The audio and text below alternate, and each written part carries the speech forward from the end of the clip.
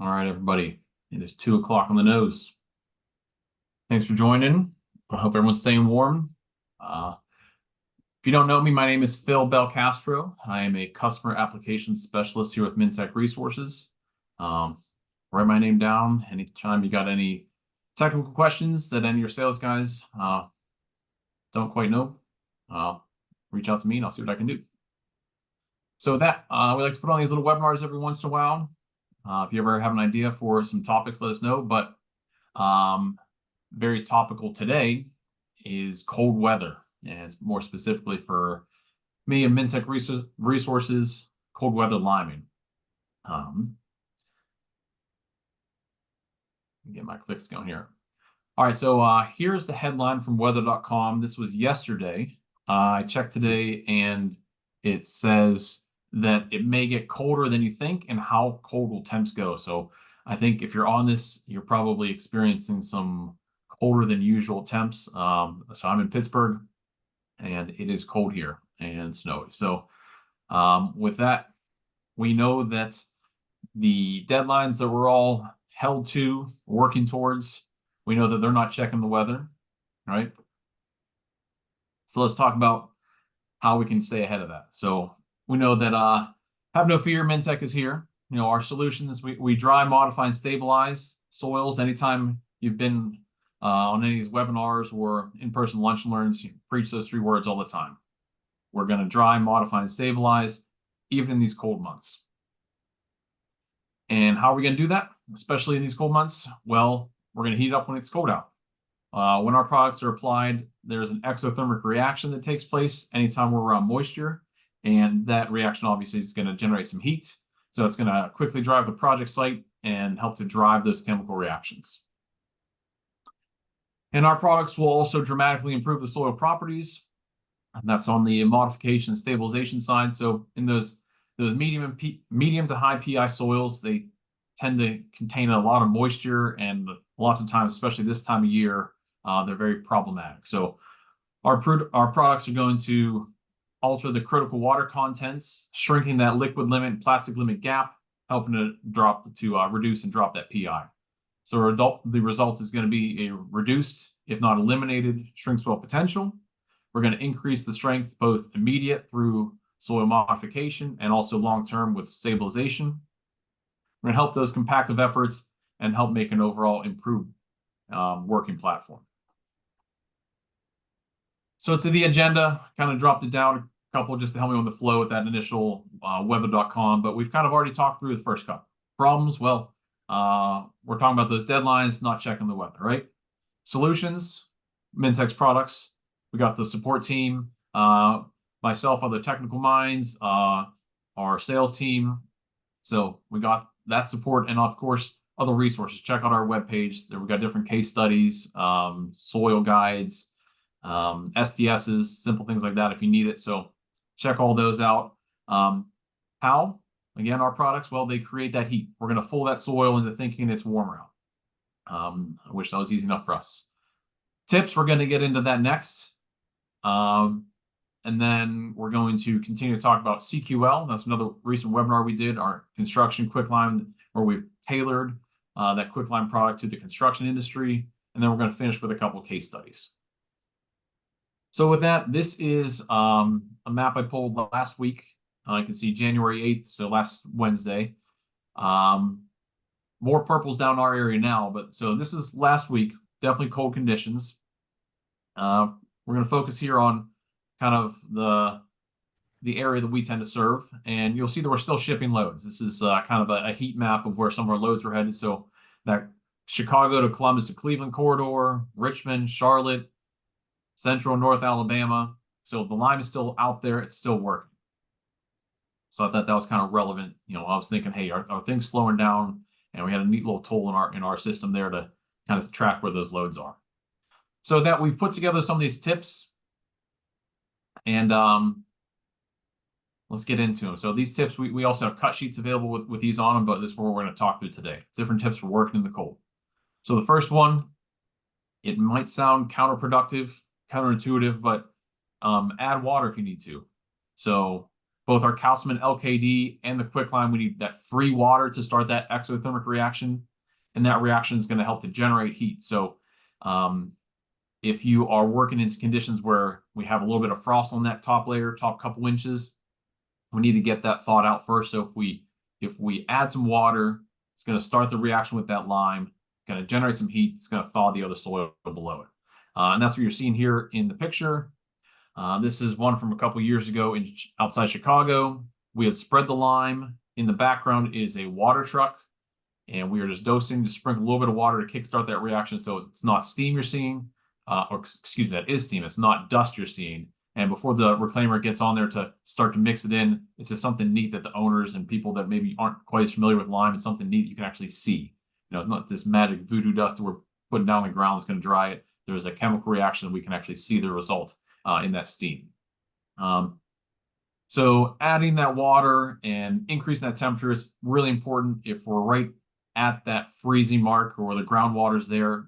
So there's just a big difference between some of the quicklime and the calcement product compared to some of the other chemicals out there that we use for stabilization, namely cement. You know, we'll talk a little bit more about cement in a minute, but basically the lime products have higher available oxides, you know, more available lime. So here, tip one, let's skip through here. So I think I messed up on my slides here. I was doing a little work just a couple minutes ago and trying to play with my flow. So I decided to kind of move these two pictures to my tip number 2. So it says it wrong there, my mistake. Tip number 2, now we're going to up the dose. So more product equals more heat. So adding just a couple percent more than we would do in other conditions can help that warm the soil. So it just depends on how cold and how deep we're working. So it's worth noting that in those colder temperatures, some of those reactions can take a little longer to take place, namely if we're working more towards that modifying or the stabilizing. So cure times might be a little longer. Always encourage the proof roll or load plate test to determine when it's okay to get back on the site, like construction operations resume.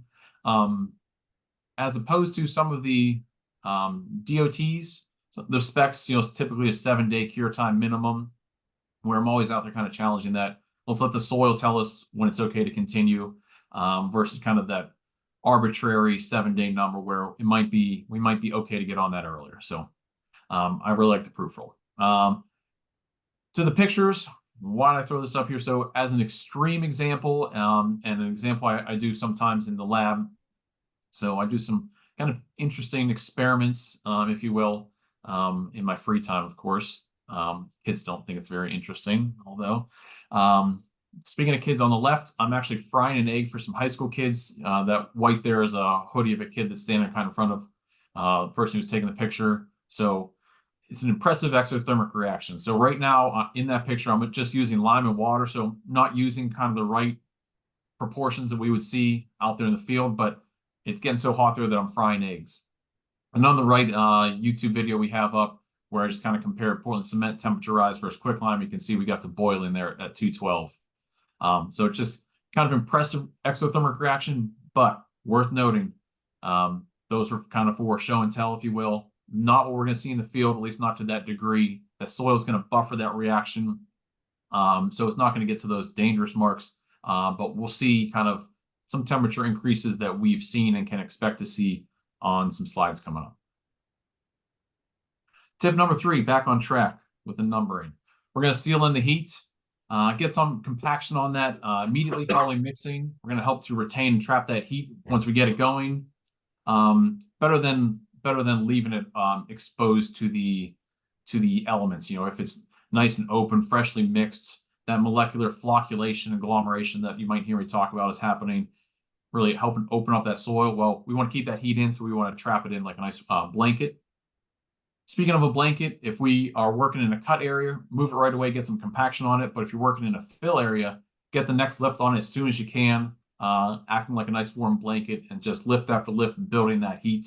I'll speak more about this site towards the end, but I can tell you that it was without a doubt much, much warmer in the area we were working as opposed to when we started walking off that site. It kind of came down, the cold hitching your bones again. So under normal conditions, we know that there's rapid hydration, and all the good things we're wanting to happen, or the dryings happen immediately. The modifications happening within a couple hours. Typically, I say about 4 hours that modification's happening. But we're within minutes, and the stabilization maybe a little longer to get those bonds going. But anytime we're below about 40 degrees, we know that things take a little longer. Maybe a little longer mellow period is necessary to ensure a complete hydration. Maybe not talking about drying conditions, but complete hydration for modifying and stabilizing soils. So that time can kind of vary depending on the dose, the depth, how frozen soil, what moisture content, a lot of things, air temperature. But tip number 3, sealing the heat. Try to treat it as a nice warm blanket that we're kind of building on lift after lift. Number 4, don't skimp on the horsepower.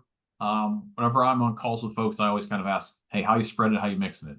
And this is the equipment we like to see, those soil reclaimers, the work-ins, the cats. So use those reclaimers to mix that product. They're impressive machines. They got the speed, they got the power. It's going to result in really the proper mixing of the products. And nothing kind of raise your nose at, but if you think about it, hey, there's some violent mixing going on in that mixing chamber, right? Some friction, and friction is going to give us heat. So might be negligible, but it's definitely not taken away, right? So a little bit of friction in that mixing chamber with the lime, that could be enough to thaw that frozen soil, making it available to start and drive those desired reactions. Tip number 5, we're going to jumpstart cement. So anytime you're talking to Mintek folks, we're not pushing our material to projects where it shouldn't be. We're not looking to stabilize pure sand. If you got some clay content to that sand, different story. Let's test it. Let's find out. But those granular soils where you're using cement to stabilize, especially in these cold temperatures, below 40 degrees again, it can significantly reduce that effectiveness of that cement. So adding 1-2% of the quicklime can really increase and drive that heat that's needed for those reactions to help it harden and cure like it would in warmer temperatures. Now, cement does have some lime content to it, some available lime, but most of that, if not all of it, gets kind of eaten up in its own hydration reaction. So here's some lime being spread, or excuse me, some cement. We're going to come behind it with some lime to increase that the temperature once things get mixed in and get going. So kickstart cement stabilization and cement treatment with some lime. Insulate and protect. So we want to protect that treated material. So whether you're trying to lift or if you're stabilizing a paddock grade, you can't expect it to last through the winter without some protection. It's still soil. So we can't just run over it repeatedly, with that heavy machinery over and over again and expect it to withstand, freeze and thaw. It's best to get that last lift treated and compacted, or if we can bring in the next lift to help holding that heat to protect what's underneath and been treated from freezing. So say at the end of the day, we're going to keep operations going tomorrow. Well, let's bring that next lift on, and it's kind of like a sacrificial layer. You can take off that layer if you need to, or you can add the lime to it and get it going and start all over. But protect that, get that blanket on top to protect it. If you're at a paddock grade, can we get the stone on as soon as possible? A couple inches of stone would help to take the majority of that freezing damage. Or we've even seen people using concrete blankets. So they opted not to put the stone right on top right away. And we left the treated and compacted soil there, got some concrete blankets on, cranked up the heat on those, just like we would for curing concrete in cold conditions. Well, in this case, we helped to keep that heat. And this was last week, we were talking to some folks that were doing it. And after the weekend, I think that soil was still at 50 degrees. And the weekend I'm talking about was a cold one, single digits in the area. So those are my tips. Add water, counterintuitive, I get it.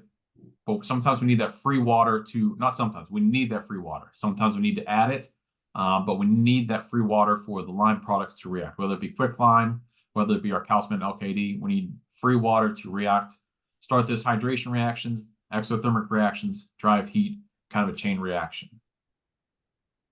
Up the dose. Normally, maybe we're at 3%. Maybe today we need to look at 4 or 5%. 1 or 2% more. Increase the amount of material is going to increase the temperature, help to drive those reactions.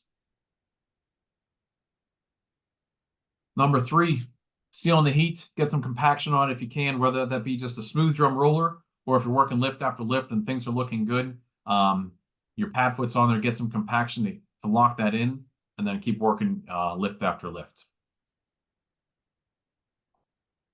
Don't skimp on the horsepower. Use the right equipment, especially on those big jobs where that equipment really makes sense. Mix it in properly. The right mixing, that extra friction from the mixing chamber there. Use the soil reclaimers. Granular soils, sandy soils, low PI soils. Engineers tell us we need to use cement. Great, let's get a good product out there. However, this time, in order for us to get a good product, let's make it nice and warm. Maybe 1 or 2% of quicklime, increase that temperature, help drive those reactions again. And finally, insulate and protect. Let's protect our investment. We've spent the money moving the dirt around. We've treated it to improve it. Now let's cover it. Let's get something on to hold that heat in. It's not going to treat it now and getting on it in March isn't going to be the answer. So yeah, that was really the meat and potatoes of the cold weather part. However, we're going to hop into a little bit of CQL and kind of tie it back into some of the cold that we're experiencing and how this could be a really good product for us. And like I mentioned at the start, CQL, construction quicklime, it's our tailored product for construction. Maybe oversimplifying it here.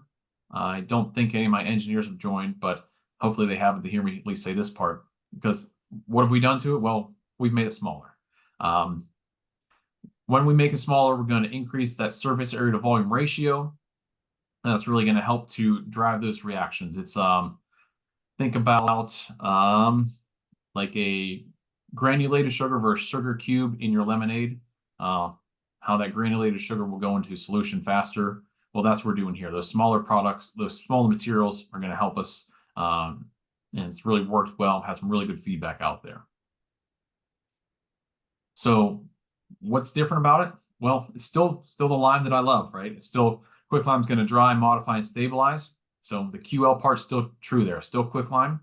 However, we've got some additional benefits, which include those that are popping up here.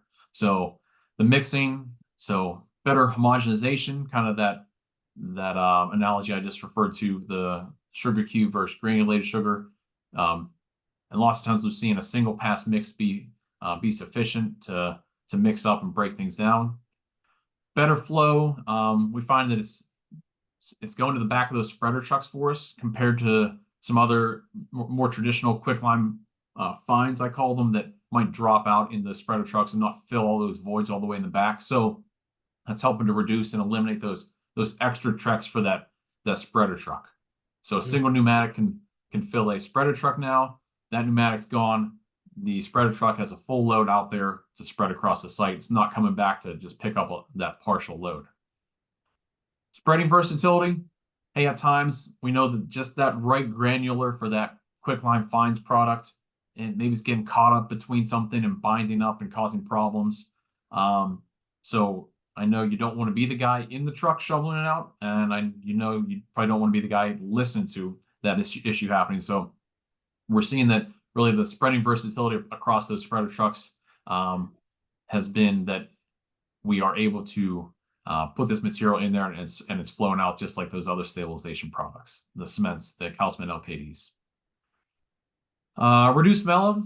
I'm going to go back to the sugar cube versus granulated. You're breaking things down faster. You're finding that we don't need as much time for that hydration reaction, which is what mellowing is for, making sure that everything has properly hydrated. So we're finding that's happening quicker for us. Improved transfer rate. We're finding that the fellas emptying out their pneumatic trucks for us, it's happening faster. That's allowing them to get off the site quicker. Maybe they're making a turn for us. If nothing else, hoping to keep those hours down for our drivers. Accelerate, early strength, straight back to the surface area and volume ratio, driving those reactions faster, so we're going to get that strength quicker. So all the benefits that we know and love with quicklime, maybe just that much more, that much better. With that, we're into the case study portion. So got a couple of them highlighting. This one was about this time last year. One of our customers out in central Illinois, they were working on a solar farm. We were coming out of really deep freeze conditions. So here we can see I highlighted the day they're working, and we're right at freezing. Great, get it. We need to dry this material ahead of cement stabilization. And like I said, we were coming out of a deeper freeze. So whenever I went back and checked the weather, I'm like, this doesn't add up. And I remember, oh yeah, it was even colder those couple days before. And that's why they called. And with that, we were doing a 3% quicklime dose. We heated up the soil from that top lift right there, was right at 31 degrees, increased about 25 degrees. And we worked with the customer, kind of everyone on that side was, hey, tell me more about this. What are my options? How can we keep this going? And you can see there in the little testimonial that the quicklime behaved as we said it would, served its purpose in the design, and they were really interested in that drastic increase in the temperature. And besides acting like a drying agent, we also warmed the lift of the soil on top of it, so they were able to place that next lift with cement the following day. And they were originally worried that it would be too cold, but the line below it helped to keep it warm. Excuse me. This one I remember, at the time it was the coldest one I'd been on. It was a 19-degree day whenever we were pulling up and work was already going.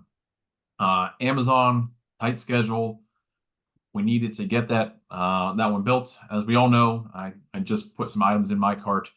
So no item too insignificant and no quantity too small, right? We need that yesterday, and I'm going to be upset if I don't get my 3 ballpoint pens because my favorite one just broke. So of course, Amazon, we want to keep those on track. And we needed to, this one was more of, if you ever heard me talk about where the Calcement LKD product works well, quicklime on those fat clay soils, high PI, high clay content. That's where quicklime really is prime for, the soil is prime for lime. And versus granular, sandy, low PI soils, cement treating that material where Calcement LKD bridges that gap. So this was more one of those soils. We were using the Calcement LKD, but we wanted to make sure that we were really had enough heat to drive those reactions. So working with the customer decided, hey, let's bring in a little bit of quicklime. We're going to get that temperature just that much higher. The Calcement doesn't have quite as much available oxides, which is really that exothermic reaction.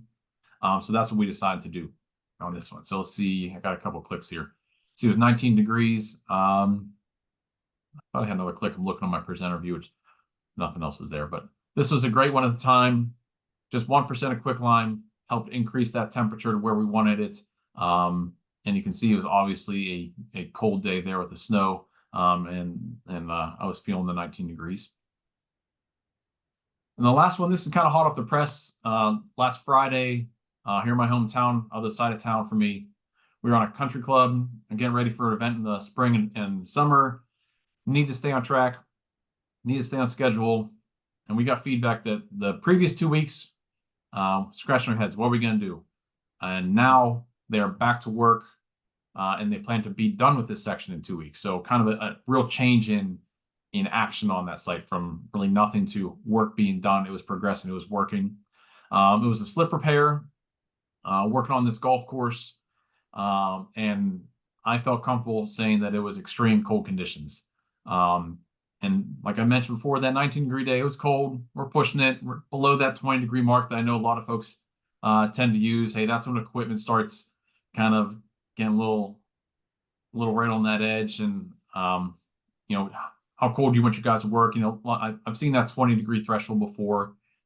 Water trucks can have an issue with that. So it really is, it's not necessarily the lime that's the limiting factor. It's the equipment and kind of the manpower. Because here it was 7 degrees when I parked, and it was 12 degrees when I was walking off the site.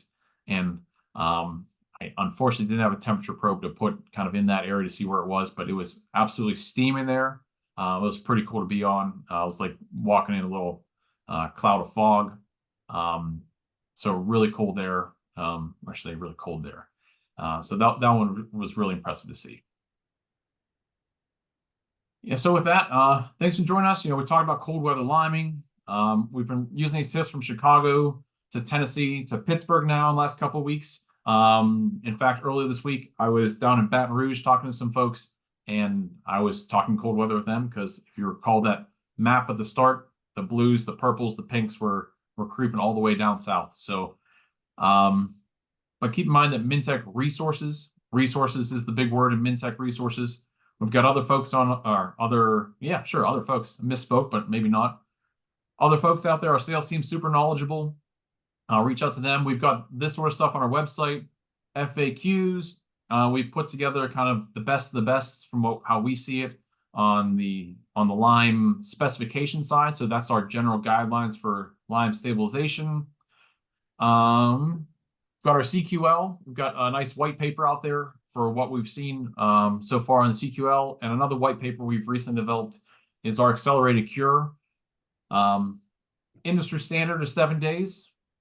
We've pushed that down to 48 hours. We know that many times we need to know those results quicker. So we got a pretty cool 48-hour test that we come back and confirm with 7-day numbers later that help to kind of give everybody that warm and fuzzy feeling.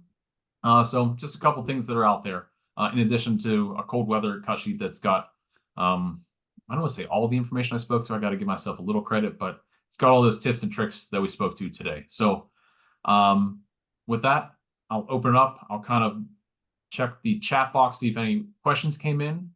That is one thing I didn't mention is hopefully maybe hung on some questions, throw them in the chat.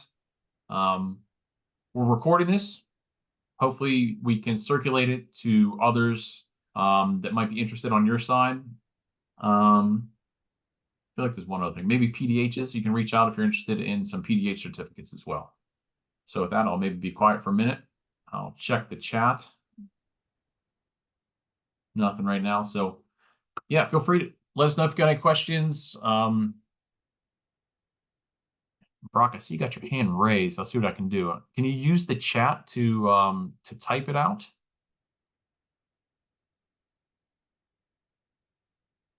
I'll tell you what, I might be able to. All right, Brock, you are live. You can unmute and talk.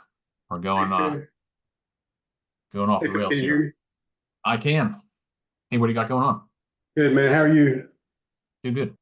Hey, so I was curious. We're experiencing here in the Charlotte area a lot of rain, cold temperatures. As you showed on your map, it's extremely cold here for us. I'm not quite used to these kind of temperatures, but Right.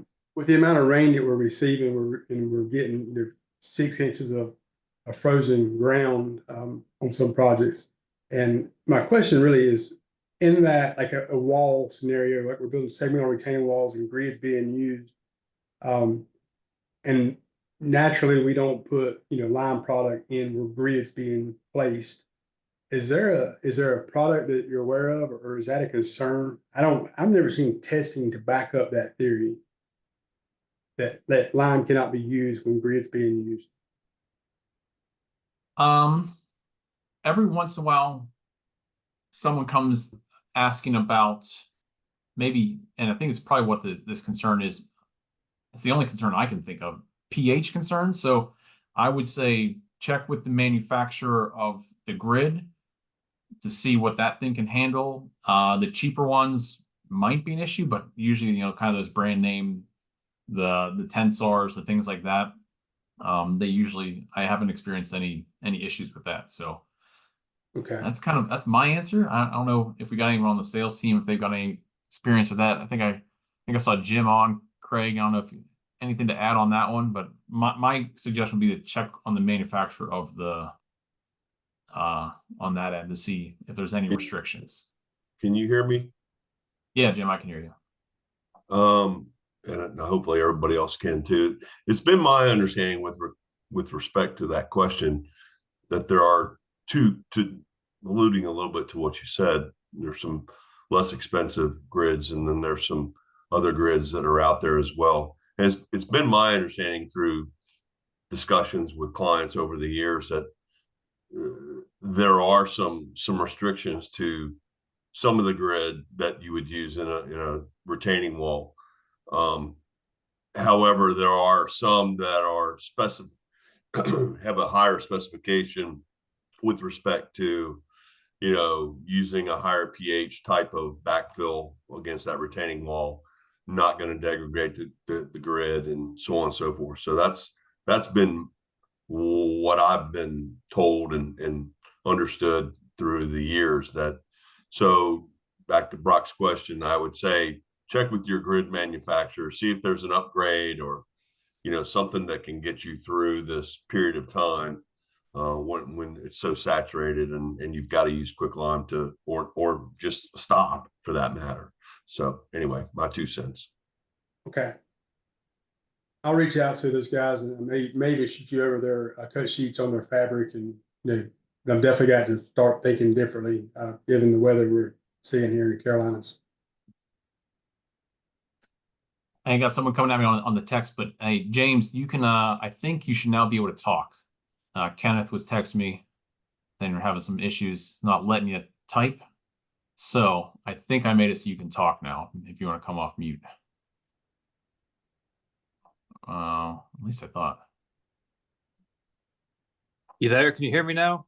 Yeah. Hey. All right, I couldn't find my unmute button. I was just curious about, when you see these cold weather temperatures in the application, when you're dealing with these higher moisture contents, do you have any kind of rule of thumb, or do you see, X% application bringing you down, 2 percentage points in your moisture content for, or does it work slower or not as much in cold weather? Just kind of what kind of results do you expect to see per, 1 to 2 to 3% application? Yeah, I'll stick with my standard. I think will still hold true. It might maybe take a little longer, and maybe you need that extra little bit, but I don't even know if you can even meter it in like that. It might take a little longer, but the rule of thumb that I tend to relay is for dry up, quicklime, for every 1% of quicklime, you'll get about 2% dry back on the moisture.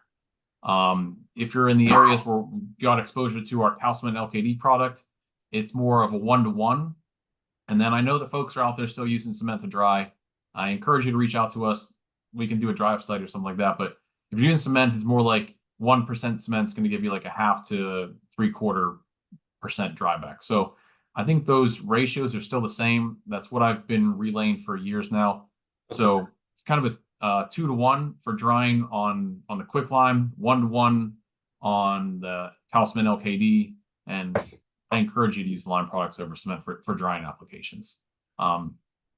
That's even if you're drying a sandy soil. So say you got a layer of clay underneath and that sand is just not able to drain, or you've got just some plasticity to that sand, it can dry a sandy material. I was out there when I was out in that 7-degree site. Some of my guys, they were calling back because we were trying to relate to some of his colleagues. We will dry sandy material. We even dry well-graded stone that's been sitting out there exposed. It's wet. It's not draining the water like we want it to. We can mix it up and it will dry that too. So that's my kind of rule of thumb. And if you weren't able to write down, I can shoot over to Kenneth in the text too a little bit later. No, I got it. Is it safe to say that, or fair to say that if you're not seeing that steam, that it's not reacting and you probably should be adding some water? Yeah, it might take longer, so maybe we're not seeing it yet, or maybe it's just not quite. Now I think you guys are mixing it with a reclaimer, right? So I wouldn't say that it's not mixed in quite right. It might take longer, but yeah, I think you could do a little test strip. Let's spray some water on it and then do some mixing. And then is it going, because when the lime products are around that free water, it's going to hydrate. It's gonna react. So things might just be too cold where it's locked up in that frost. It's frozen, or maybe it's just taking a little longer. But that kind of feels right to me. Maybe add a little bit of water to see if we can get it going. Sure, I appreciate it. Pleasure. Phil, Jim, go for it. There's a request in the Q&A to bring back the slide using lime for heat to assist with the cement stabilization. Can you do that? Appreciate it, Jim. Let's go back.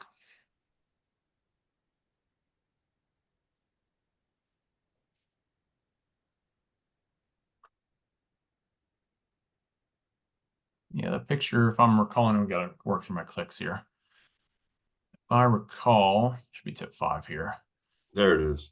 Yeah, we can talk through it. The picture's just showing, the product being spread before quicklime would come after it to kickstart that. So, like your style, Mr. Anonymous Attendee. If you want to talk through something more about it, but yeah, in those sandier soils, cement's been specified. Get it? Maybe you've used lime to dry lift after lift, but now we're at grade. We're building an Amazon with all sorts of robotics, and we got real tight tolerances with the electric running through. We can't have any movement, so we're going to cement stabilize the top lift. Great, get it? Let's do it. If it's cold out though, maybe just 1 or 2% can increase that temperature to drive those reactions. Help that cement treated soil cure and work like it would in more ideal, maybe not ideal situation, but better conditions. So if that didn't answer it, kind of running through it again, maybe speaking to it a little differently, let me know. And if anyone else got any requests to see some different slides again, happy to do that. So it's kind of quiet right now. So reach out to us, check out those resources. If you're curious about CQL, where we can get it, let us know that too. I don't know who else we got on there. Brock got another hand raised. I mean, can you, or not another hand? I just remember your name from no. Brock, can you talk still? It allowed me to mute it. I just muted myself. I don't have any Oh, further all right. questions. All right. Well, I appreciate the feedback anyway. The question anyway. With that, Jim, I don't know, you got anything else to add? I know things are dropping in your area too, so I saw the load board. They're still shipping and working. Anything on the cold weather side, CQL side?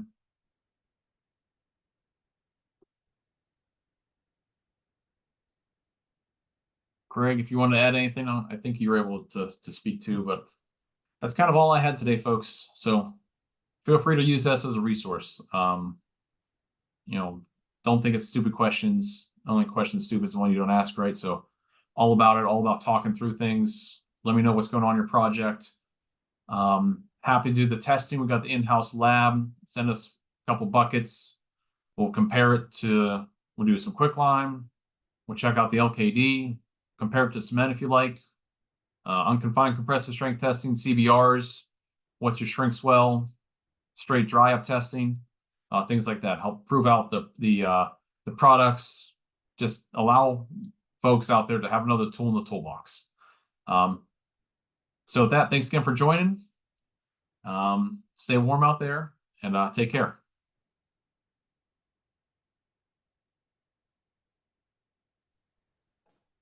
Thank you. My pleasure.